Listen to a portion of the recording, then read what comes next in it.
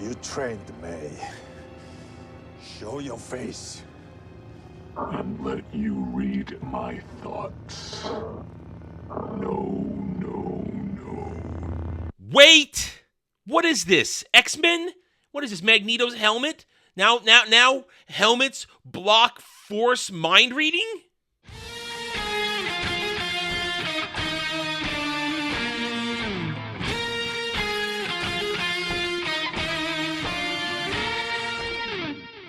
Howdy all, I'm Adam the Renaissance Nerd, and welcome back to my review of The Acolyte. We're at episode 5. Some are calling it the best of the series. And maybe you can say that because there's less dialogue and they do less to F with lore and contradict themselves. But oh no, wait. They constantly contradict themselves. They can't even keep character arcs straight from one episode to the next. Seriously, they claimed this was the best episode, that it's Leslie Headland's favorite episode. Why? Because of characters. Because of my lightsabers. Yes, we have arrived at the grand duel where Darth Zipperface, that's what I'm calling him now, Darth Zipperface will annihilate everybody. And people are going to die. Remember, it's a kid's show. It's a kid's show, but wow, things are going to get pretty graphic in this kid's show today. They can't hide behind everything like that anymore. They can't have it both ways. They really can't. Oh, wow, I'm already getting started and we haven't even gotten to the review proper yet. You gotta understand, they call this the greatest lightsaber dueling in live-action Star Wars. They seriously believe that. Go on to X Twitter, look at all the stands. They are circle-jerking themselves into a orgasmic hysteria over this, when in fact, it's the usual plotting Disney. Bad choreography, lazy choreography, terrible writing, terrible reasoning. It's all in here. You can call it the best of shit, but guess what? It's still shit. So let's get into it, and oh boy, I'm going to enjoy this. If you can't tell, I'm really hyped. I'm really excited. I'm really burning to roast the hell out of Acolyte episode 5.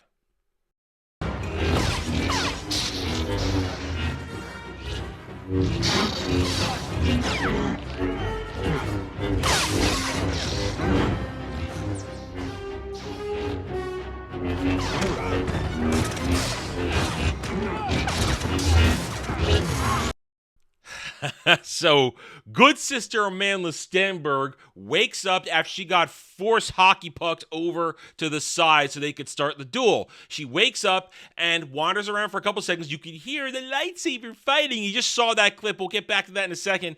She hears it. She walks over into the open area in front of Kelnaka Spank Shack, and she finds the first dead body. One of these so-called High Republic greatest Jedi ever, he got ganked from a force push. Ganked from a force push. All right? So awesome. Now remember the force push. Just remember the force push happened last episode. We're going to come back to that way later in this episode, or maybe the lack thereof it. Okay, so good sister Amanda Stenberg now gets to watch this very poorly lit and extremely sloppily choreographed lightsaber fight between Darth Zipperface, guy who thinks Anakin blew up the Death Star, and 3 red shirts. That's right, we're calling them red shirts because it's funny that way.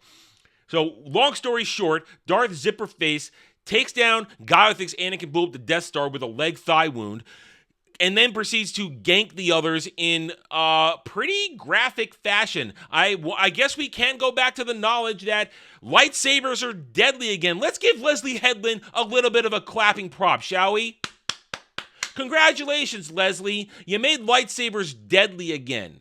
I wonder how long it's going to take Dave Filoni to make them not deadly again when we get back to more Ahsoka, because it's just confusing me how all these really great Jedi from the High Republic take these grievous chest wounds, and skinny 12-year-old boy from Ahsoka can take a shot. Reva can take 2 shots to the chest and walk away just fine. We have to ask those questions because Disney Star Wars makes us ask those questions. Anyway, Darth Zipperface ganks everybody, and you saw the clip there, so you already have seen my first evidence the first example of the choreography, the greatest lightsaber dueling in live-action Star Wars history. It's just a lot of swinging around, a lot of hitting your marks, and then graphic violence. Now, I'm all for graphic violence, but as I said in the intro, Disney Star Wars, Disney stands, you can't have it both ways. This is either a kid show and we're overreacting, or it's a real show and we're rightfully criticizing it, okay? And it's only going to get more graphic as we go forward. Right, so, good sister Amanda Stenberg decides to try and use the stun pistol on Darth Zipperface, who's about to gank guy who thinks Anakin blew up the Death Star. He then turns on her and she starts to run. Meanwhile, inside Kelnaka's Spank Shack, Bad Sister Amanda Stenberg, who now wants to be also a good sister Amanda Stenberg, takes Kelnaka's lightsaber and tries to make a run for it. Good to know. Moving on.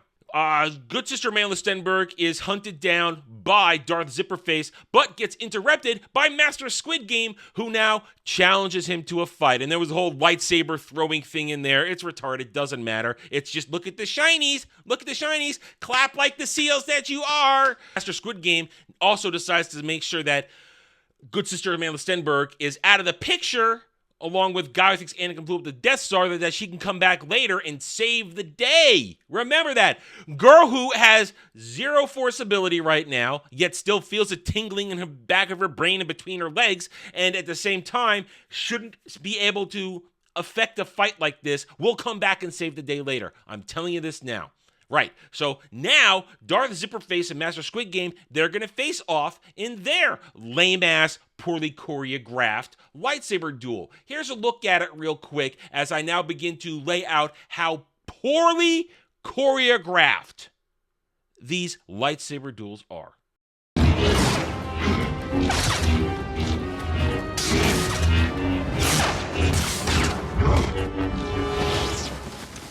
That's just a taste, and I'll give you more as we go forward. What you have here is the usual lazy Disney lightsaber choreography. People who maybe train for 2 or 3 days are then put on the stage and expected to look organic, look like they know what they're doing, when in fact they don't. It's just a lot of large swinging, a lot of make sure you hit your marks, make sure you swing your sticks to hit each other, and then dance around a little bit. Let's do unnecessary twirls, unnecessary flips, that kind of shit, where it doesn't make any sense and it's really inappropriate. And it only gets worse, because at one point during this fight, you even just have a zoom in on their freaking feet. You're watching their footwork rather than the actual fight. It is very lazy. It's not the worst. Honestly, the Ahsoka lightsaber dueling was worse, but this is still lazy and not good, and definitely not the best lightsaber dueling in all of Star Wars live action. And I will continue that discussion a little bit, because we got to move along with the story before I can completely make my case as to why it's lame versus the excellent stuff we had with real Star Wars. Right, so Master Squid Game and Darth Zipperface are going to stop their fight for a moment to have a little discussion, where Darth Zipperface says, "Don't you remember me?"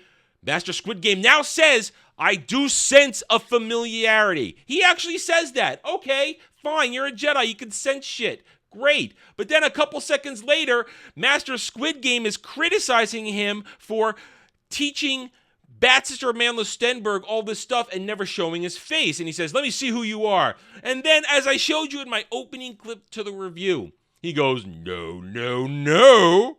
I'm not going to take my mask off so you can read my thoughts."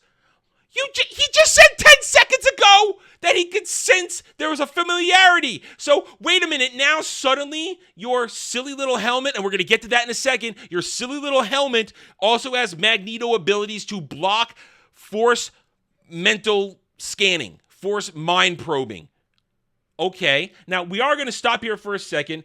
I haven't actually shown it in the clips too much here, but we have to talk about the helmet and the bracer that Darth Zipperface is using. Once again, we have a situation like last week where Leslie Headland and her band of merry retards have decided to pluck something from obscurity within the expanded universe to try and show off that, oh look, we're honoring real Star Wars. Look at that, we're true Star Wars nerds. What am I talking about? During these little confrontations, so-called lightsaber duels, Darth Zipperface he headbutts people with his helmet. He headbutts lightsabers, and he blocks lightsabers with a bracer that he has on his arm. And watching this, I'm thinking, what the hell is this? Because even though I am quite hardcore, boom, I'm not perfect. I don't know every little thing, and knowing every little thing doesn't make you the bestest lore guy in the world. What I'm talking about simply is the helmet and the bracer. They're made of a particular mineral called cortosis. What is cortosis, you may ask? I had to go look it up. Myself. Cortosis was created in around the year 2000 in a random comic book as a mineral that diffuses lightsaber energy, messes with the kyber crystal energy output, and temporarily makes a lightsaber inactive. Okay. Random. Happened once in a random Old Republic comic book, or maybe it was, Old Republic comic book. Happened once. We're Leslie Headland and a band of merry morons.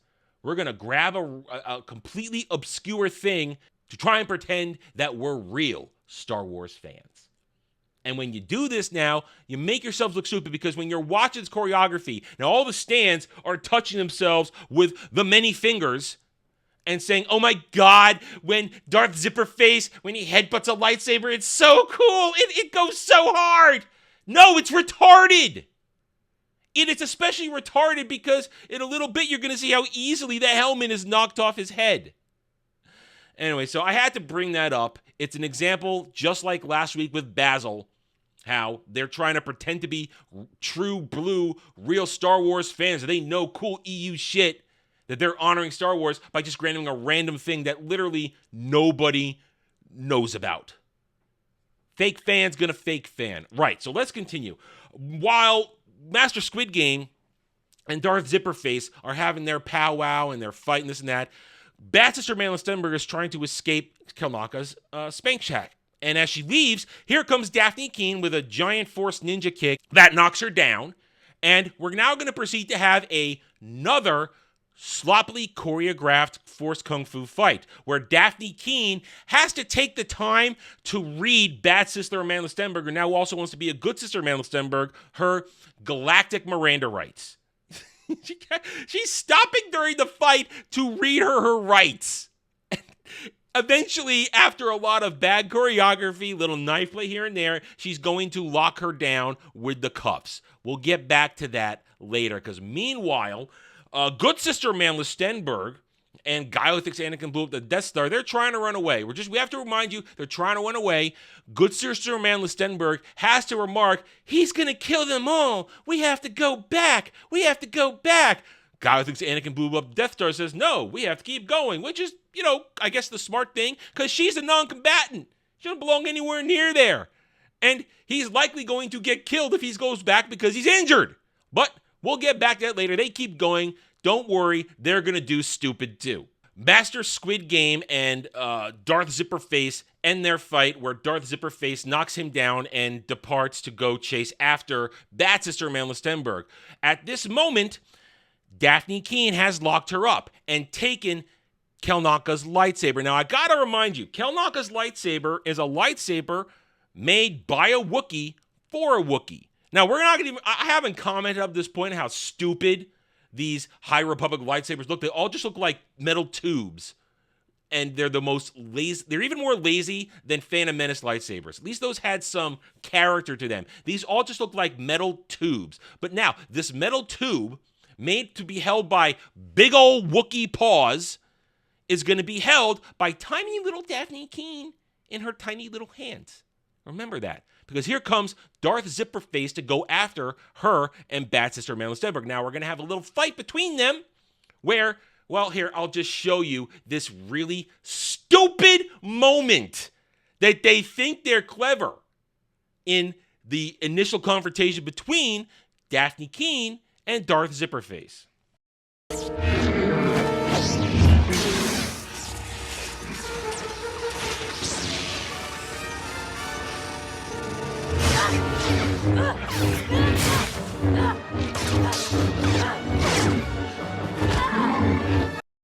There are so many things wrong with this moment, from the cheese to the bad choreography to the illogical leaps with Daphne Keene dual wielding. Let's take a moment and we'll start from the beginning. So the fight starts. She tries to fight him one-on-one, magically being better than all the other red shirts that got ganked who were not Padawans. She's the only Padawan here. And she is so good that she can stand toe-to-toe with Darth Zipperface. Now, while they're fighting, he bracers her lightsaber into ineffectiveness, so she breaks out Kelnaka's lightsaber to block him in that moment. Now, that moment, as I said, they think they're clever as she does that, to have her lightsaber then come back online with she looks at him, he looks at that, she looks at him, then looks at the lightsaber, then smiles, and you get the cheesy music. Ding, ding, ding. I haven't even talked about the score. The score is so bad in this. But you have this cheesy-ass moment like, look at her. It's a hero moment. You go, girl. Yes, queen. And now suddenly, Daphne Keene's going to wind up and swing into a flurry of lightsaber acrobatics, or attempt to, because it's just her twirling around a lot and swinging the sabers at the same time. Here's the illogical part of this. We saw her back on Coruscant during lightsaber practice with wooden sticks, okay? I already commented on that last week. You can go back and check that out. You actually use real lightsabers when you're training. Point is, though, she's training with single stance. She's working on could be any form from 1 through 6. The different lightsaber stances. Frankly, she's probably learning Suresu, the standard lightsaber stance that all Padawans will learn. Yet here, she flings herself into Juyo, Form 7, the form that dual wielders use. We have had zero evidence that she knows Juyo. And I personally love Juyo because I played a lot of Star Wars The Republic, and I went Watchman, and my dual-wielding Watchman with my burn tactics. Love my Watchman. He was a badass back in the day. But Juyo, dual-wielding. Suddenly she's a master dual-wielder. Where? How? Why? Makes no sense. But she's going to be awesome until Darth Zipperface is going to slice Kelnaka's lightsaber in two and drop it. Now, I have to remark on that for a second because I touched on it before we took the skip. Kelnaka's lightsaber, made for a Wookiee. Her tiny little girl hand should not be able to properly grip a lightsaber made for a Wookiee. Think about that. She is doing Juyo, one of the most advanced lightsaber forms, and she's busy single-handedly holding a lightsaber made for a Wookiee. Not wavering, not dropping, not losing it when impacting with the other Darth Zipperface lightsaber attacks. Makes no sense. Makes no sense. So she's going to lose this round, and he's not going to finish her off even when he has her dead to rights, because he's going to run off after Bad Sister Amanda Stenberg, who still wants to be Good Sister Amanda Stenberg because she got out of her cuffs and ran away. Right. Meanwhile, and we're going to review this entire section now, just so that I don't have to come back and break up the rhythm of what I'm going to be going over in the next segment. Good Sister Amanda Stenberg and guy who thinks Anakin blew up the Death Star have reached that point where they came across the giant bugs who are attracted to light that we saw last episode, that Master Squid Game killed one of them. They have this big talk about how we have to go back and help them, and Good Sister Amanda Stenberg has the bright idea to use the light from her vibrator droid to attract them and lead them back to help with the fight. That's her bright idea. Okay, but she's going to do that. But let's get back now to the greatest lightsaber duels in all of live-action Star Wars history. Darth Zipperface is chasing down Bad Sister Amanda Stenberg, who wants to now be a Good Sister Amanda Stenberg too, with some really stupid attempt at a kind of a horror movie chase where she's running and it suddenly zooms in on his face as he's chastising her for being a bad pupil, for betraying their bargain. He catches up to her, he's going to gank her, but no, here comes Daphne Keene and Master Squid Game, and now we're going to have more bad lightsaber choreography. And here's another taste of it as I now make my case as to why it isn't good compared to what was actually fantastic.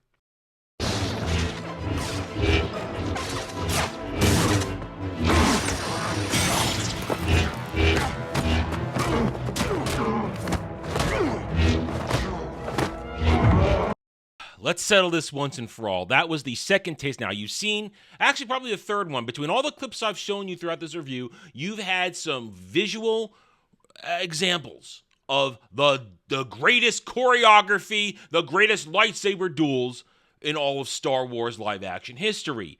They haven't been. You can see they're a mess. They're chaotic. They're frenetic. There's no grace. There's no organic feel to it. And there are stupid mechanics like headbutting lightsabers. They want you to think this is great. They want you to think that frenetic is good. They believe, and by they I mean the Stans, Leslie Headland, all of them, they want you to think like they do. Just because it's flashy and big and grand, that it's good. They believe that it is better than this.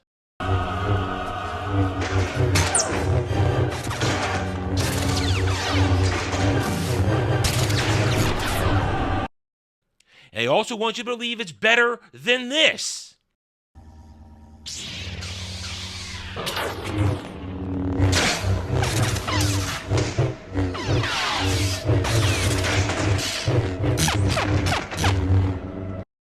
And they think it's more powerful, more impactful than this.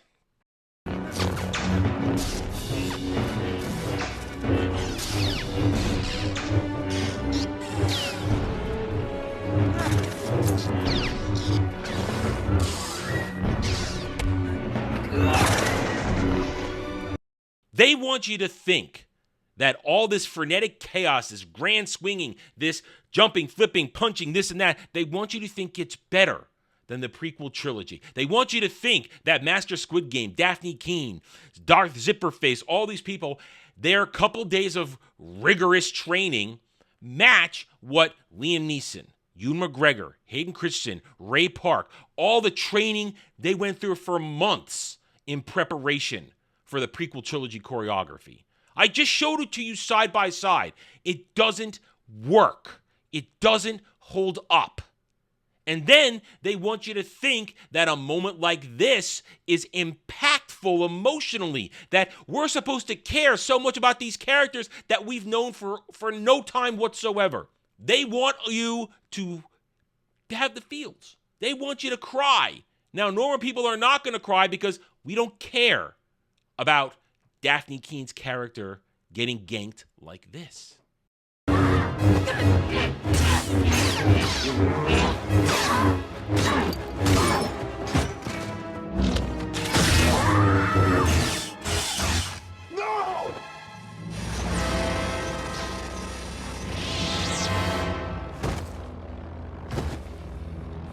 Kind of spoiled the big reveal there of Darth Zipperface, but we'll come back to the actual plot of this crap episode in a minute when I'm done making my point. They want you to feel as though Daphne Keene's character getting ganked in this fashion is powerful. They want you to think that it has the emotional impact of Qui-Gon Jinn going down.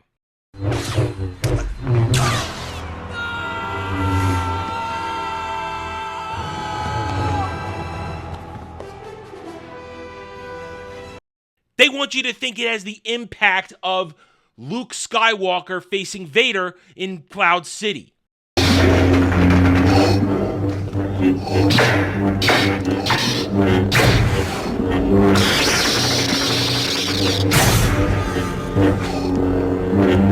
are beaten.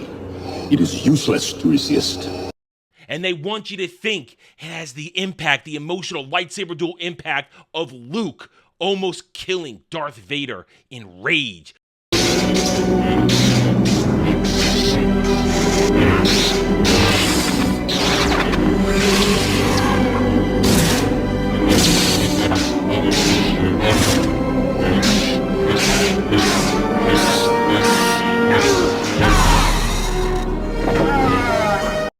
I dare you, I dare anybody out there who thinks this is the best lightsaber choreography, the best emotional lightsaber duels in live-action Star Wars history. I dare you to say it.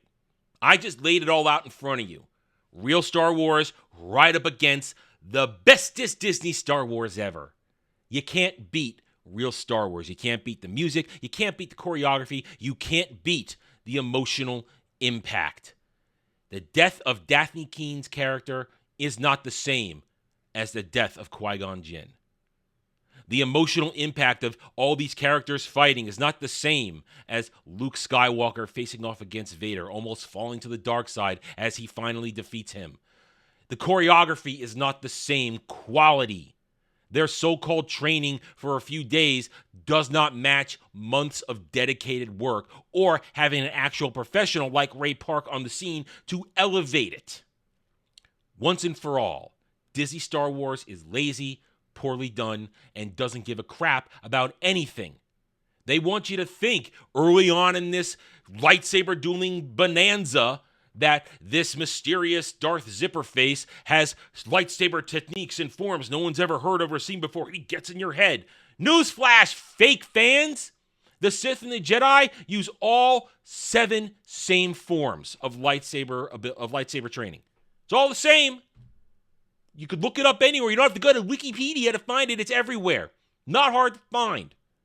So there you go. I rest my case.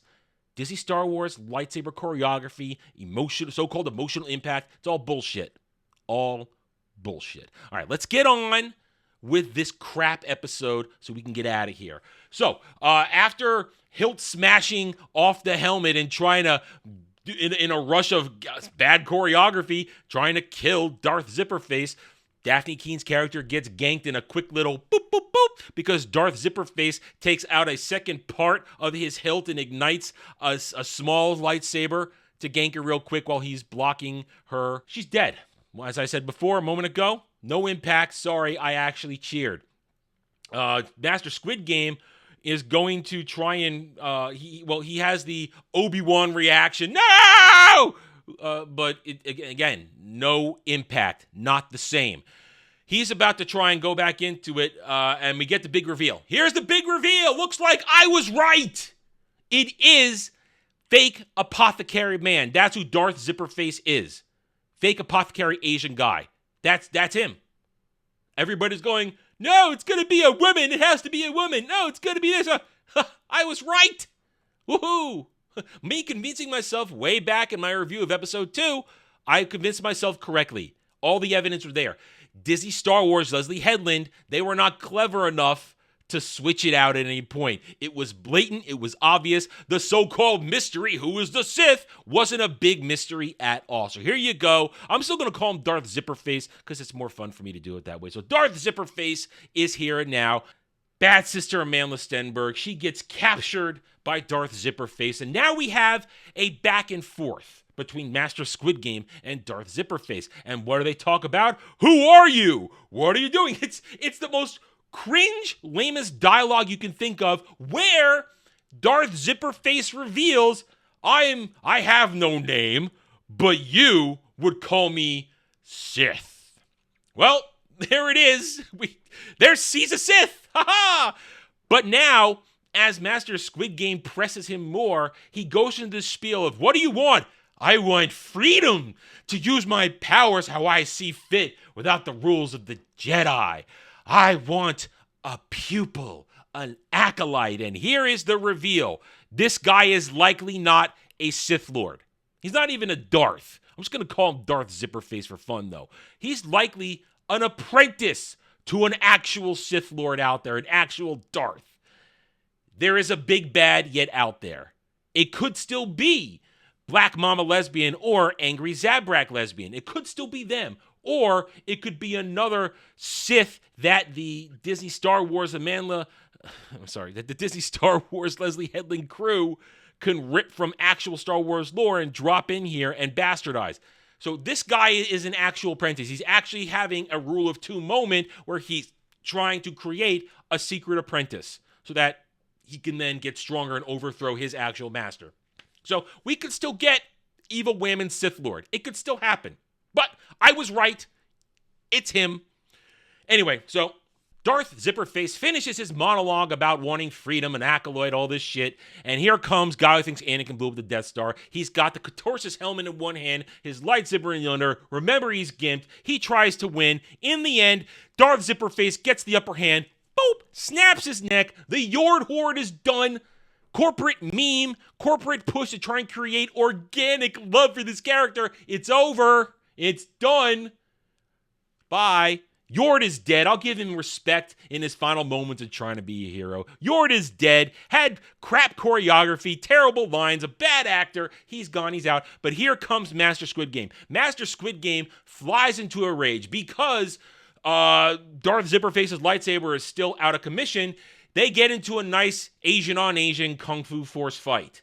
It's stupid, it's retarded, and it ends with Master Squid Game having Darth Zipperface at his mercy. He's ready to gank him across the neck, take his head off, and here comes good sister Madeline Stenberg to say, Master Saul, no! Let's take a moment. This whole situation, more set up by Leslie Headland and her whole crew to try and let you know that the Jedi aren't so good because Darth Zipperface starts to taunt him and good sister Madeline Stenberg about, is this what your master's like? Look at him. He tried to attack me from behind. He's ready to kill me. The Jedi are bad. They're not so good as you think. It's more deconstruction of the Jedi because remember, it's all from a certain point of view. Bullshit. This is crap. It's terrible. It's more crap, cringe dialogue, more attempts to now make the Jedi look bad. Where to a point, though, Amanda Stenberg now says, hey, listen, I love you, vibrator droid. Here comes my action to save everybody because she signals Master Squid Game to back off. He deignites his lightsaber. She waves her light and then rushes and puts the light... She puts the vibrating droid on his back where the light is shining. Mind you, he didn't sense her coming at all. He sensed everything else happening, doesn't sense her coming up on him. And then he has to fight off all the flying bugs that she attracted that magically didn't swarm her while she was running through the forest or Yord was running through the forest with his lightsaber up. They didn't attack them. They waited till she puts the vibrating droid on Darth Zipperface's back. Now, mind you, Darth Zipperface now gets swarmed. Why doesn't he use his Force Wave ability? Why doesn't he do that?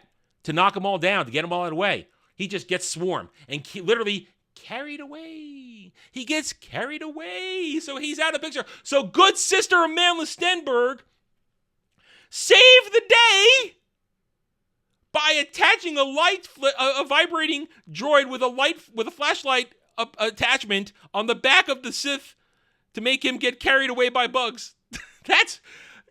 I can't make this shit up. It's this retarded. She had stunned Bat Sister Amanda Stenberg during all this, and now she's questioning Master Squid Game. What happened? Why are we doing this? Will you explain this to me? And he goes, yes, I'll explain everything to you. What happened back on home planet where lesbian witch coven all died. But before he can do that, Bat Sister Amanda Stenberg, who magically recovers in 3 seconds from a stun bolt, rushes off. Meanwhile, Master Squid Game, he's going to be stunned for a very long time. A Jedi Master is going to be stunned for a long time while she got stunned for literally 2 seconds. None of it makes sense. Don't think, just consume. Anyway, now we get the reunion, and we can once and for all prove that there are 2 of them still. It's not one projecting a force image of the other or having a broken multiple personality situation where she jumps back and forth. No, there are good sister Madeline Stenberg and bad sister Madeline Stenberg who apparently still wants to be bad and not good. Here's what I mentioned way earlier in the beginning of the review. These idiots cannot even keep track of their own character arcs. At the end of last episode, we remember bad sister Madeline Stenberg, who wanted to suddenly be good sister Madeline Stenberg, wanted to turn herself into the Jedi and be judged and be saved. Now, suddenly, as they come together and bad sister tries to go tell good sister, come with me, we only need each other, she goes to this whole thing, the Jedi are evil, they brainwashed you, they destroyed our home. What happened to her face turn from last episode? Where did it go? She's evil again. Boom. They try to overtake each other. Good sister says, I gotta turn you in. Bad sister says, no. Bad sister says, no, you're brainwashed. I gave you a chance. She force pushes her. Bad sister Amanda Stenberg force pushes good sister and knocks her out. So she knocks her out with a force push, says, "You could never block." And then marches over, picks up rando lightsaber. I don't even know whose lightsaber it is. And here comes super cringe. She looks at her, bends over, ignites the lightsaber, and magically gives herself a haircut using the lightsaber. Because obviously now she's going to pass herself off as good sister Amanda Stenberg, even though she got a giant fucking tattoo on her forehead that will instantly identify her as bad sister Amanda Stenberg. She will go reunite with Master Squid Game, who will think it's good sister. They're going to go back to the ship. Basil is going to pick up the piece of the droid left behind as Darth Zipperface frees himself from the last of the bugs that accomplished nothing. Having carried away accomplished nothing. He's going to come around, find good sister Amanda Stenberg unconscious, some really bad music plays to go along with all the bad music in this goddamn show, and he's gonna say, "Oh, Osha, now you're mine, and isn't this great? I'm gonna show you the truth." I think, I don't know. It's retarded. Episode is over. Thank God.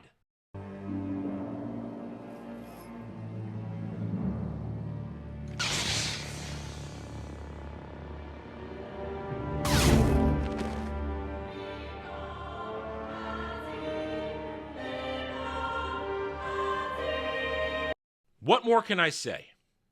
What more can I say? What more of a case can I make as to why the Acolyte is not real Star Wars? Why everything you saw in this episode it pales in comparison to the real thing. So what's going to happen from here on out? May's going to pretend to be Osha. I'm going to use their real names for simplicity so you guys don't get lost in what I'm saying here. May's going to pretend to be Osha, even though the giant-ass fucking tattoo on her forehead that should identify her immediately. Master Squid Game knows the word Sith. We've heard the word Sith. The deconstruction of the Jedi, the breaking of lore can now commence. They're going to head back to Coruscant. And he's probably going to tell Master Leslie Headland's wife about Sith, and so Ki-Adi-Mundi can hear the word Sith and be the last person around to cover everything up for the prequel trilogy. There you go. It's all lining up exactly as I predicted it. Now, I'm sure we're about to also get next episode Master Leslie Headland's wife with her crap lightsaber whip, which breaks canon all on its own. She's probably going to fight. You know what? They probably gave her this character with the lightsaber whip, so she just has to stand there and go like this and not do actual choreography. I bet. I can't wait, but I bet that's what's going to happen. She's going to have to fight somebody. That's coming up. And then episode 7 is probably going to be another flashback episode. And then 8's going to be a lot of crap conclusion stuff where the actual lore is shat on again. There we have it. I'm not going to say anything else. We're done. I hope you guys enjoyed this. I'll see you next Wednesday for episode 6. Until then, take it easy, everybody. Hit that like button, subscribe to the channel, and I will see you next time. Thanks for watching, everyone. If you enjoyed the video, hit that like button, subscribe to the channel. Check out my gaming channel at Renaissance Nerd Arcade, and follow me on X Twitter under @TheRedNerd. Thanks again for watching. Take it easy.